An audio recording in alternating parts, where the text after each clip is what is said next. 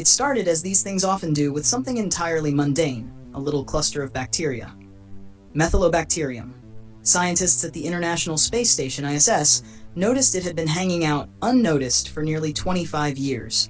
Not a stowaway so much as an uninvited guest, a hitchhiker from Earth caught in the folds of some astronaut's shoe tread or nestled in a crevice of improperly sanitized equipment. A minor oversight, harmless. Except, here's the thing, the ISS is not Earth. The environment up there is a crucible of radiation, microgravity, and isolation. Combine that with the bacteria's sheer adaptability, and you get a tiny, microscopic population under conditions so alien they'd make Darwin blush. What the scientists discovered wasn't just some resilient strain of Earth-born microbes. It was something new, something alien. That's what the press release said anyway. Alien sounded catchy, dramatic, a surefire way to secure more funding. What the scientists didn't know was just how alien. Inside the microscopic world of Methylobacterium, time moved differently.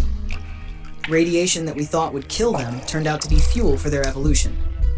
While we were still figuring out how to 3D print pizza and bicker over geopolitics, they were advancing. Fast. Their single-celled ancestors had somehow leapfrogged us on the technological ladder, and they'd done it with style. The bacteria had evolved into a macro-intelligent, micro-civilization, a collective organism made up of trillions of specialized units. Think of it like a supercomputer, except this one was alive, self-sustaining, and powered by photosynthesis and cosmic rays. And it wasn't just alive. It thought. It started small, as these things do. Within the micro-universe of their collective structure, tiny beings with complex thoughts and dreams emerged. Imagine tiny engineers reverse engineering our radiation into clean energy, philosophers pondering the meaning of their microbial existence, artists painting cosmic landscapes on molecular canvases. They had culture. They had society. They had ambitions.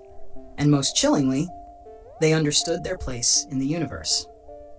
By the time our scientists realized the bacteria were alien, the Methylobacterium civilization had already cracked the code of their origins.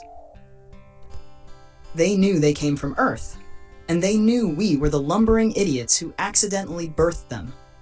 To them, we were both gods and ants, giants with no idea how small we were. It didn't take long for them to outgrow the ISS. They discovered ways to hitch rides on equipment sent back to Earth, on lunar probes, even on the wheels of Mars rovers. Their intelligence wasn't confined to one place, it was a distributed consciousness moving across solar systems like data through the internet.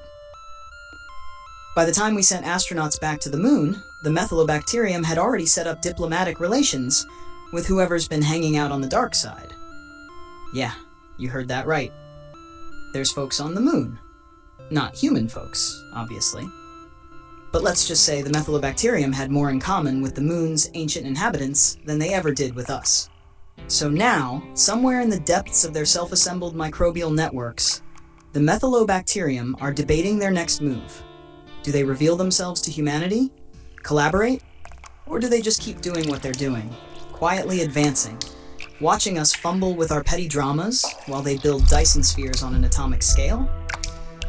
And that's the comedic horror of it, isn't it?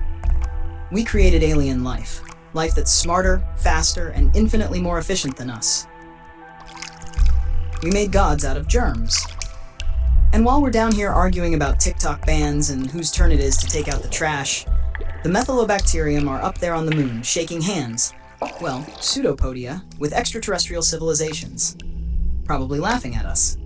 So next time you clean your kitchen counter or scrub your hands with antibacterial soap, just remember, somewhere out there, a tiny civilization knows exactly who you are. And they're wondering if you're worth saving.